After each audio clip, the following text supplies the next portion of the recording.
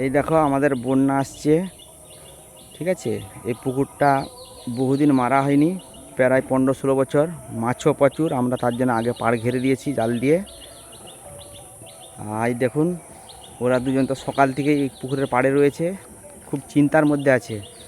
তোমাদের পুকুর তাহলে কতদিন মারা হয়নি বড় ভাই? হ্যাঁ 16 বছর মারা হয়নি। মাছ কেমন কি আছে তবু একটা?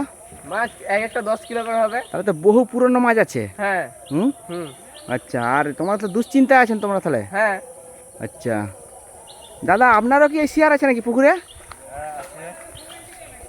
আর কি করবেন, বন্যা আসছে যখন, কিছু করার আছে কি? তা জল ঢুকতে তো লেগে গেছে, বাঁধ দিলে ঠিক তো নেই দাদা। তাহলে তোমার তাহলে এটা কোন থানার মধ্যে পড়ছে? ঘাটাল থানা কেশপুর। আচ্ছা, এটা দাসপুরের মধ্যে পড়ছে। হ্যাঁ। আচ্ছা, এই দেখুন এই পুকুরটাতে বিশাল বড় পুকুর, প্রায় 15 থেকে 16 কাঠার মধ্যে পুকুরটা রয়েছে। হ্যাঁ, এই দেখুন আমরা আরো জ্বালাবো। এরাও মোটামুটি আমাদের সাথে সবাই আছে। হ্যাঁ, তাহলে বাবু মাছ পাওয়া যাবে তো? মাছ পড়বে তো? ঠিক আছে। কি মাছ আছে তবু পুকুরে তোমরা জানো? কি মাছ আছে পুকুরে জানো তোমরা? এই দেখুন আগের পুকুরটা তো ভরেই গেছে। ওইটা 50 বছর মারা হয়নি, এটা মারাই যায়নি। আই দেখুন সব টেনশনে ডুবে যাচ্ছে বলে ইট ফিট সব বাড়ি থেকে তুলে রেখে দিচ্ছে ছাদে।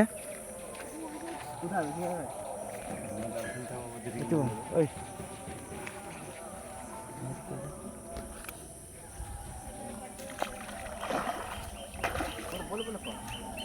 বলতে পারেন, বলেছে বলেছে এই দেখো দাঁড়িয়ে আছে আরেকজন আমাদের সভাপতি। সভাপতি মধ্যে আছি, কি করব, পুকুর ডুবে গেছে।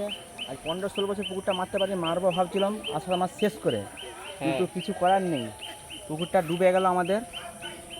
তার জন্য আমরা জাল দিয়ে ঘেরাঘুরি করেছি, দেখি কিছু আটকানো যায় কি না যায়।